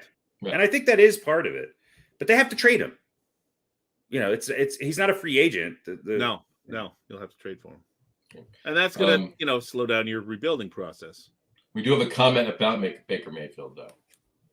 Yes. Yeah, and it's Baker Mayfield makes great commercials. That's true. He does. If that's a great commercial, then I don't know.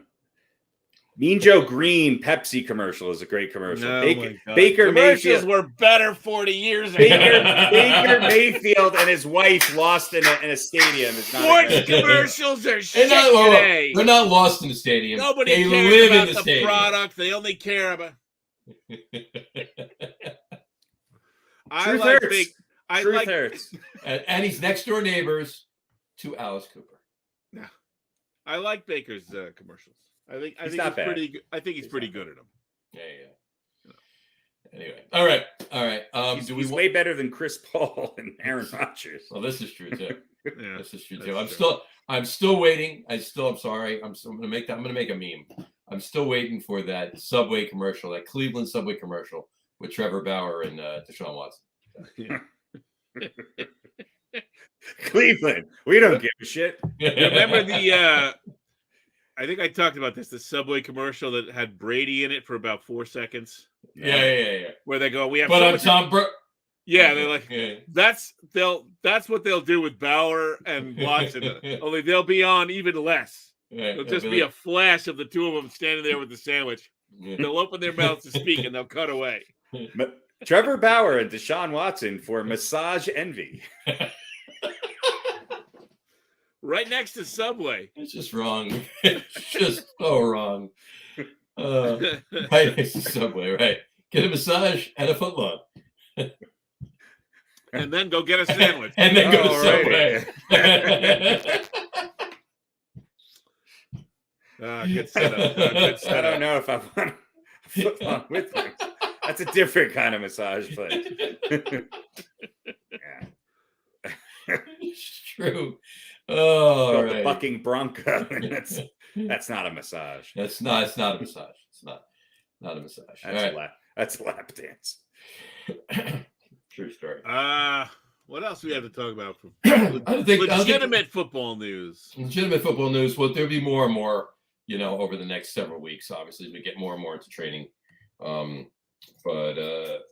training camp. But so, no, I don't. I mean, I don't think there's any other NFL stuff to talk about. And there's not really any NBA or. Well, the XFL is back, apparently. XFL is back. Yep, this is true too. Is this the one that they're playing all the games in Alabama? No, that's the USFL. The USFL. USFL. I tell you what is interesting, if you want to talk about it just for a second. Go for it. About the XFL. So they've announced teams in Arlington, Houston, Las Vegas, Orlando, San Antonio, Seattle, St. Louis. Okay. What's interesting about this is who's coaching these teams. So Players. They finally just let the players coach themselves. Yeah, in Arlington, you've got Bob Stoops. Bob Stoops. Wow, I haven't heard that name in a long time. Oklahoma. Right? Let me run down the list for you real quick. Houston, Rod Woodson's going to be the coach. All right. In Orlando, Rod Woodson should be a coach in the NFL. Yeah. Well, you're foreshadowing my point. Orlando's going to be Terrell Buckley. Okay. Not Terrell Davis. No Terrell Davis. He might be assistant. He's the running backs coach. No Terrell Owens. Terrell Davis has way better things going on. San Antonio is Heinz Ward. Okay. Seattle is Jim Haslett. Okay. And St. Louis is going to be Anthony Becht. Wasn't he with the Rams? He was a tight end, right? I thought he was with New England. Or am I thinking of somebody else? Too for a while after that. So anyway, this is my question to you guys is, are we maybe seeing like a training ground for some potential NFL coaches? Sounds about right. Can I ask a question? Sure. What is the XFL? It's a really Is that something you play on your Xbox? It's the X Football League. Yeah, it's really? It hasn't had a lot of it's not like indoor or anything. No, it's actual football. Okay. But they play they play in the summer, right? When football is off. Yeah. Who is the USFL over? USFL's over, yes. XFL wasn't that originally a Vince McMahon? It was a Vince McMahon thing. Yes. Yeah. So it's a training ground for wrestlers. Could be. But my point is, the reason I bring this up is this could actually be a good thing. Okay. Because it would get some of these guys some coaching experience, albeit some of them have, I think, some college coaching experience perhaps, but it might, give them a little bit of a leg up as far as maybe getting some NFL coaching jobs. What I'm also guessing is that player-wise, it's not going to act as a minor league system because that's the NCAA. Yeah, exactly. There's a couple of guys I think from the XFL in their history that have gone on to play in the league, to play in the NFL, but no, it's hardly a minor league. Yeah, I heard Jerome Bettis is starting for somebody in that league. That's possible. See, the veterans league, where like 6 guys are out for the season at the end of every game. Actually, it'd be interesting is when those players, the old players get hurt, they just bring in their kids. Right. Like, they've all got kids that got to be in their teens or 20s now at least. So yeah. Anyway, XFL, some big names in the coaching ranks, not so much in the playing ranks. Now, I got a question for you, though. We've had the USFL. Right. We've had the XFL was a thing back in 2001, and it came back in 2020 briefly. But I didn't hear you mention a New York team for the XFL there. I didn't hear you mention any team. I I don't know what the team names are. They just listed the cities. But no, New York was not one of them. Because they had when they had and it went through a little bit of a reorganization too. I'm pretty sure that The Rock is involved in this. The Rock is a part owner, actually. He is part so owner, the league shut down. It was Vince McMahon's joint. It shut down in 2020 because of coronavirus, and then filed for bankruptcy in April of 2020. August of that year, The Rock, along with his business partner and ex-wife, Danny Garcia, who is from the Redbird Capital Partners investment firm, bought the league for around $15 million, I think it is. So there we go. I didn't know The Rock was married to somebody named Danny. Yeah, yeah. Only one N. Yeah, which I guess is the female. Like Danny Trejo. Right. Yeah. So, okay. The league will unveil team names, logos, and uniforms at a later date. Games will air on ABC, ESPN, and FX. Yeah, it's February to April. February to April. But they had. My point is they had the XFL. They were the New York, New Jersey Hitmen back in 2001. Yeah, right.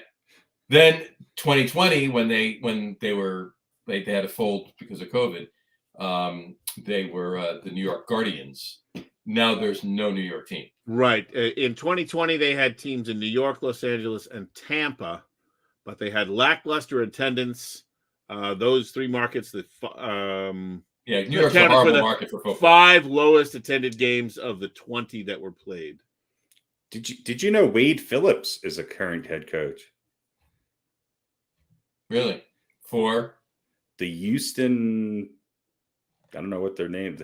The teams are Arlington, Houston, Las Vegas, Seattle, Washington, D.C., San Antonio, St. Louis, and Orlando. Yeah. It's the Houston Roughnecks, the Arlington Renegades, the Las Vegas doesn't have the Seattle. Those might be their Seattle old names. Oh, really? This article was written. This says current teams as of July 25th, 2022. Oh, all right. Well, this article was written on the 24th. So maybe they announced the team because this just says they'll announce the team names later. So maybe it was one day later. Yeah. So the Guardians, Los Angeles Wildcats, the New York Guardians, the Los Angeles Wildcats, the Tampa Bay Vipers are not returning, and they are replaced by San Antonio, Vegas, and Orlando. There you go. All right. And you know who the head coach of the New York Guardians was a couple of years ago, right? Fiorello LaGuardia. Fiorello LaGuardia is not. No. It's actually Kevin Gilbride. Kevin Gilbride. Okay. Was it really? Yeah. Not better than Kevin Smith. Right. So this is interesting. Yeah, you've got Bob Stoops, you've got Wade Phillips, you've got Jim Haslett as coaches, and then you got guys like Woodson, Hines Ward, Buckley, Hines Ward, and a lot of ex-Steelers. Yeah. So anyway, the reason I brought up, hopefully it'd be something of a Beck was drafted by the Jets. Anthony Beck drafted by the Jets. Okay, yeah. Where did he end up playing? Hoboken. Tampa, St. Louis, Arizona, and Kansas City. Oh, okay. Yeah, another great Jets. Played for the Jets for 4 years. Just last year. Last year was 2011. Wow. Yeah, I remember him not living up to expectations. 21 touchdowns in his career. He was the tight ends coach for the San Diego Fleet. Okay. I don't know what that is. That must be yet another league. That's a pickleball league. Yeah. So there's 8 teams. There you go. Cool. All right. The good news is that they're spread out about as far as they could possibly be spread out throughout the country. A lot of the budget's there's 3 teams. There's 3 teams in Texas, but maybe you can stay there and play. Yeah, a lot of the budget's going to be for travel expenses. Yeah. That's it. Brought to you by Southwest Airlines. No, they're going to take a cue from the USFL, and they're going to play every single game is going to be played in Toledo. Yeah, or the foothills of South Dakota. There you go. Anyway, all right. Do we have anything else we want to discuss tonight? God, I hope not. I don't know. I guess there's. Do we want to do it really quick? What's that? Well, Kyler Murray. Let's talk about Kyler Murray. That's right. I did want to talk about that. I have. 230. Those players don't get what they deserve these days. $1 million for Kyler Murray. The thing I wanted to bring up is apparently he's a bit lazy when it comes to watching film. Yeah, that's part of the. They have added an addendum to his contract that he must watch. I think it's 4 hours of film. 4 hours of film. Is it every Not day? Football film, just Turner Classic Movies. Yeah, every week. So he's got to watch 4 hours. Casablanca on Monday. He's got to watch it. Now look, 4 hours of film a week. He has to be, and no electronics. He can't have the film on a computer and then be playing on his phone or anything like that. No, they take his phone away, lock it in a locker, and he goes in and he watches for 2 hours. Then he has a sandwich, and then he gets to watch 2 more hours. I don't know. This guy's been a hero, and after the playoffs, he was kind of a goat. This is very interesting to me that they actually put this in his contract, and doesn't seem like a really, really hard thing to comply with for the amount of money. Yeah. You must do what every other quarterback in the league does. Well, that's just it. It shouldn't be something that they would have to put into a contract. It should be something he would want to do. Hence my point earlier. Exactly. Anyway, that's all I wanted to. You would never have to put that in Joe Theismann's contract, okay? No. Well, I don't think you'd have to put that in anyone. I mean, we haven't heard about it, at least being in anyone else's contract. Whether they're the best quarterback. There's a first time for everything. Nobody's making Aaron Rodgers contractually watch 4 hours of film a week, which seems kind of light. I think you'd be watching more than 4 hours, right? At least an hour a day. Wade Phillips is watching more film in the XFL. I think XFL players are. I'll do 4 hours every day. Anyway, right. Yeah. So I do want to bring this up too. A nameless defensive coordinator was quoted as saying regarding Lamar Jackson. Oh yeah, I saw that. He says, "I don't care if he wins league MVP 12 times. I don't think he'll ever be a number one as a quarterback." A number one, meaning the best in the league? Best in the league, yeah. Well, who's won the guy who won the Super Bowl last year is certainly not the number one quarterback in the league. Well, he said he doesn't care if Lamar Jackson wins league MVP 12 times. He'll never be a number one quarterback. What is the standard in this? Correct me if I'm wrong, though, but if he actually won 12 league MVPs, might want to consider him as being probably the best quarterback at that point. Well, in his defense, Aaron Rodgers has won 2 MVPs in a row. I'm not sure he's the best quarterback in the league. Right. So, look, Lamar Jackson may be right. I'll take him. I mean, I don't know what that guy's standard is. If you have to win, maybe you have to win the Super Bowl to be the best quarterback in the league. That doesn't.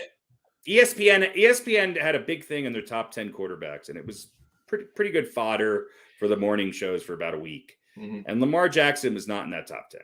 And Lamar Jackson should be in that top 10. Mm-hmm. I mean, he had a down year, but and he might not. His passing numbers might not be up there with the Rodgers and the Bradys of the world. But what he does otherwise, he's also playing for the Baltimore Ravens. They're not an offensive juggernaut. He does not have a Tyreek Hill or he's never had a top 20 receiver, let alone a top 2 receiver. He's never had an offensive line that's not going to, he is making up for a lot of deficiencies in their offense. Yeah, there's a reason he has the rushing numbers he has.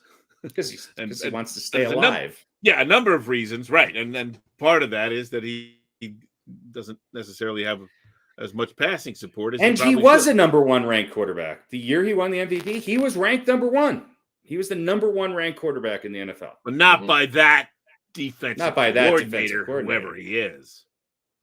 Why you take a defensive coordinator's opinion about an offensive player. There is precedence for quarterbacks who do not fit the typical drop back pocket passer scenario, where their careers, when they rely on their legs a little bit more, their careers typically do not last as long. And there's a lot of examples of this. I think Lamar Jackson still has 4, 5, 6 top-notch years left in him if he stays healthy, which I obviously hope he does. Right. I think he's a unique talent. And I think that he is the exact quarterback that a lot of teams that do not have. I mean, imagine Lamar Jackson on the San Francisco 49ers. I mean, even imagine Jackson on the Giants. Imagine Lamar Jackson on the Tennessee Titans. On these teams that are very good defensive teams, but are more of a, let's just say, run dependent / not necessarily airing it out and going to be able to put up 30 points a game. I mean, he has proven that he can win games. Yes, he's struggled in the playoffs. He's gotten over that. He's won a couple games in the playoffs now. Right. I think you got to give him his fair share. Anybody who's even a casual fan of football who watches this guy, I mean, he's incredible. And yeah, maybe down the road, those skills don't serve him best long term. He might not be the guy at 40 throwing the ball down the field. But for right now, I certainly think, I can't, it's hard to name 9 or 10 quarterbacks that are better than him in the NFL. And that's saying a lot, because we probably have the best crop of young quarterbacks right now that we've had since the 80s. Or the early 2000s. But I mean, you had, when you had Eli and Ben Roethlisberger and Rivers. But I mean, I think Allen, Burrow, and Herbert are projected to be better than those guys. They're already better than those guys were at that point. We have a comment on Lamar Jackson here. It says Lamar Jackson will never win a Super Bowl. Well, if the Ravens can win a Super Bowl with Joe Flacco, they can certainly win a Super Bowl with Lamar Jackson. Fair enough. I think the problem is that he's on the Ravens, and I don't think the Ravens really have the makings of a. Now, if Lamar Jackson goes to the Dallas Cowboys, then that automatically proves Dave's point. But but that's not because of him either. No, it's just the rules. Rules are rules. Yeah, no, that would have nothing to do with Lamar Jackson's performance. It would just be he's on Dallas and they can't win anymore. Sorry, Dave. Rules are Dave, rules. I'm a Cowboys fan too, but we have to face the reality. They're cursed or whatever. Rules are rules. Look, I think there's a lot of quarterbacks that you could say, because of where they're playing and the team that they're on, might not ever win a Super Bowl. Right. I do agree with a little bit of that sentiment in that at the end of the day, you do have to be able to deliver the ball in clutch moments. And I think Lamar Jackson can do that. I think he's lost. His injuries were probably worse than we thought before he went out with a permanent injury. And number 2, I'd like to see him have some real targets and some time to pass the ball. Again, I'm not saying he's ever going to be a Joe Burrow or Josh Allen throwing the ball, but he is a dangerous. I mean, look, Cam Newton came pretty close to winning a Super Bowl, went up against maybe the best defense in the last 20 years on that Broncos team and lost. I think Lamar Jackson's a better quarterback. Let me ask you, compare Lamar Jackson, because, I mean, we're talking about a similar fit here. Compare Lamar Jackson to Russell Wilson. Well, Wilson's a better passer. Wilson has also Wilson's biggest successes came when he was younger and on a team that was more run dependent and had a great defense.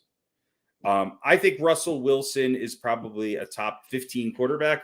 I think right now or all time. Right. No, not all time. Fuck no, not all time. In the league right now. Well, for his time, I meant. No. Yeah. I mean, Russell Wilson's an okay quarterback. The Broncos went from having the worst quarterback in the league to having, honestly, he's going to be ranked anywhere from 10 to 17, depending on who ranks him, which is good. That's good compared to, at this point in his career. But he's also going to need to be on the right team and not necessarily, he can't do what Tom Brady does or what Josh Allen does. If I had to pick right now on almost any team, Russell Wilson or Lamar Jackson, I'm taking a healthy Lamar Jackson. Yeah. Fair enough. And that's not a slight to Russell Wilson. Russell Wilson's a good quarterback. Mm-hmm. I think Russell Wilson is, he's relying a little bit on his past successes. Yeah. And yes, his numbers have gotten better. The league has become more pass heavy and his teams have become less successful. Mm-hmm. So he'll be a good fit here in Denver, but Denver's going to have a diverse offense. And I don't think you're going to see Russell Wilson tossing the ball 40 times a game. Yeah. All right. Fair enough. All right. Pete, you have anything else? I think a better comparison to Jackson is Deshaun Watson. In what way? No, just their type of play. I was kidding. And Watson might be a slightly better thrower, but I think Lamar Jackson he might be the third best running back in the NFL. He's amazing. He's getting a lot of chances. Last quick note, Joe Burrow had his appendix taken out. Yeah. Did he? Yeah, that was yesterday, I think. Intentionally? Aaron Donald performed the surgery. Aaron Donald performed the surgery. Well, he said Burrow. I'm thinking it might happen. I thought he started the operation back in February. He did. He said, I think it might have to come out during the season, and I don't want to waste time, so we'll just take it out now. That's not what happened. So yeah, he I guess whatever, it got inflamed or whatever happens to your appendix, and they decide to take it out. So normal recovery time is 2 to 3 weeks for sort of regular activity. Might take a little bit longer. He may not get much playing time in the preseason, but probably won't bother him too much because he's that good. See, these young players will do anything to get out of training camp. Anything get out of training camp, exactly. In other news, Zach Wilson got his molars. There you go. They were given to him by his mother's friend. Well, it's kind of like the Ronnie Lott cutting off half his finger, right? There you go. He said, I don't want this appendix to be a problem during the season. Let's take it out right now. Get it done now. Get it done now. I'm getting rid of all non-essential. Ronnie Lott, though, cut his finger off during the third quarter of a game, though. Right. While on the field. Just put it in his face mask and went like that. Who was the hockey player a couple years ago? Is like Just Sakic. Oh, his jaw was wired shut. Oh no, I thought you meant the guy who cut his finger off. That was a no. His jaw was wired shut, and he was ready to play. And they were like, "Well, the doctor, whatever, isn't here." So he cut the wires and pulled them out himself and went into the game. I think that is one thing about hockey guys. yeah, that's that is. I'd rather cut my finger off and take out my wired jaw. Yeah. I don't think I'd rather do either. We got a comment here from Dave. He wanted to say, if he may, he's in Death Valley visiting Clemson. Hotel is on campus, and you can smell football in the air. Is Lawrence legit in the NFL? Good question. I think, look, he wasn't given a great set of circumstances last year. Yeah. When Joe Burrow had that incredible run his senior year and won the championship, I made the assessment that I think Burrow is going to be a better NFL quarterback than Trevor Lawrence. And a lot of people thought I was nuts. And I'm not saying I told you so, because I think the jury is still out on Trevor Lawrence. And I do think he's going to be a good NFL quarterback. What I hope is that he's given the opportunity to actually play and not be on a typical Jacksonville team for his first 5 years. Mm-hmm. I hope we don't have to wait for his contract to be able to see what Trevor Lawrence can actually do. The guy has incredible skills. He's tall. He sees the field really well, but you could tell, and a lot of it had to do with age, that Burrow was more NFL ready than Lawrence. And Lawrence is put in a tough situation, a lot of turmoil his rookie year. He looked good in the last game of the season. I think he's going to probably be the most improved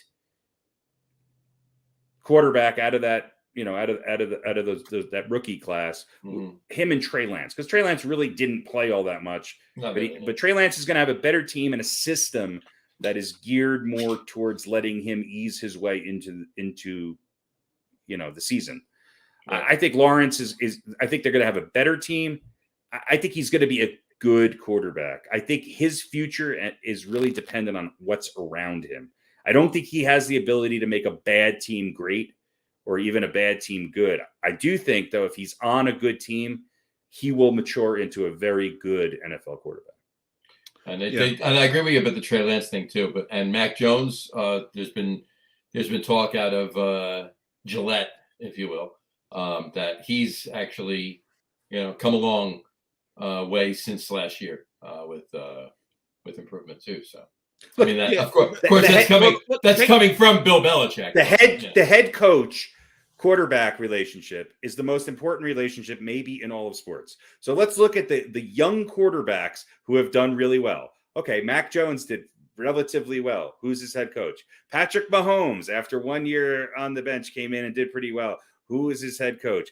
There's a correlation there, Yeah, and I think those are two great examples because Joe Burrow is kind of the anomaly. Mm-hmm. The guy who comes in and makes Cincinnati was not a terrible team, certainly not Jacksonville bad, but they weren't considered to be as good. They certainly weren't going to go to the Super Bowl in a couple of years. So he's the anomaly, that guy who comes in and makes that team who's mediocre much, much better.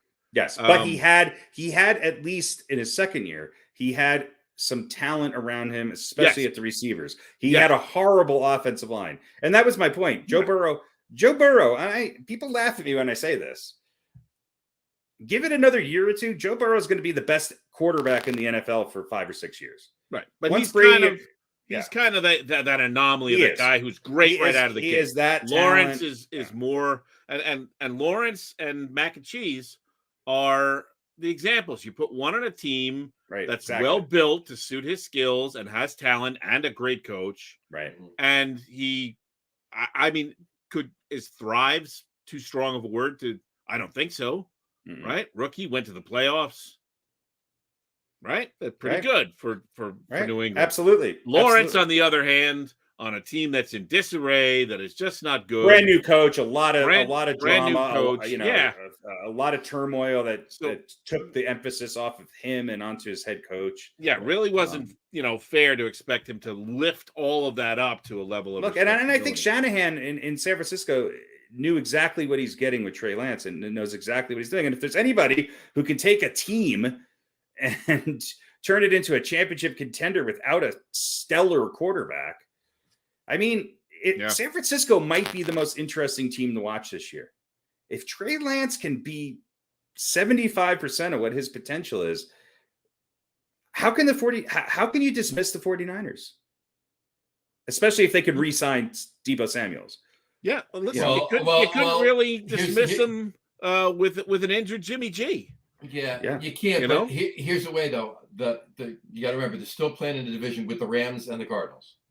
I get that, but they were a Jimmy G away from going to the Super Bowl, and the Rams not going there. If their defense can hold up, that's more the question. I think their defense held up pretty damn well. Yeah, but I mean, year to year, it's hard to keep that great. They haven't lost anybody significant on the defense. No, I think they should be very, very good this year. But over the period of time, it's nearly impossible to keep those great. They're another team that I think we forget about every year. And we go, oh yeah, the 49ers are there again. And then it's like, there's no chance the 49ers will beat the Rams. Exactly. And then you're watching till 10 seconds left in the game for Jimmy G to do something stupid. And there you go. Rams are going to the Super Bowl. Yeah. So how many times did we say, oh, they can't? Well, we went all through the making our picks. I don't know. I think I picked San Francisco once, but not twice, or maybe twice, or whatever. But it was hard to do. But they almost got there. Yeah, almost. And that's what I worry about with Lawrence. It sounds like they really have made some improvements. They're a young team. I don't know if he's got to cut down on the turnovers. Obviously, I think he'll put the ball in the end zone a little bit more than he did last year. Oh, wasn't McCaffrey hurt last year too? Yeah, Yeah, but So I think he didn't have a great weapon. Yeah. I think you're another 2 to 3 years away from seeing Trevor Lawrence flourish. The key to Jacksonville is keeping Trevor Lawrence healthy. Mm-hmm. Yeah. Yep. All right. Anything else? That's all I got. All right. I think we're good. Obviously, no NBA or NHL to really talk about. So on that note, there's only been 7 more teams that Kevin Durant has been linked to in the last 20 minutes. Right, and there'll be another 30 afterwards. Right. He's now linked to the XFL teams now that they find out about him, and a couple of hockey teams too. Yeah. So all right. On that note, we'll wrap the show up for today. We want to thank everybody for watching, and for those of you just listening to the audio podcast, thanks for listening. Don't forget to visit our website, www.getonwithitpodcast.com. That's getonwithitpodcast.com. And please remember, like us and follow us on all of our social media, Facebook, Twitter, and Instagram. Just search for the Get On With It podcast. And of course, all of our shows are available on YouTube as well on the Logger Room channel. Remember, we go live with a video podcast on both Facebook and YouTube every Wednesday night around 7:30 p.m. Eastern Time.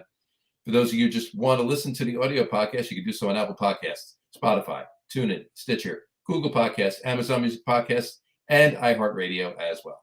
And if you haven't done so already, please subscribe to one or more of those feeds and you'll never miss a show. Again, thanks for following along with us. Have a great rest of your week.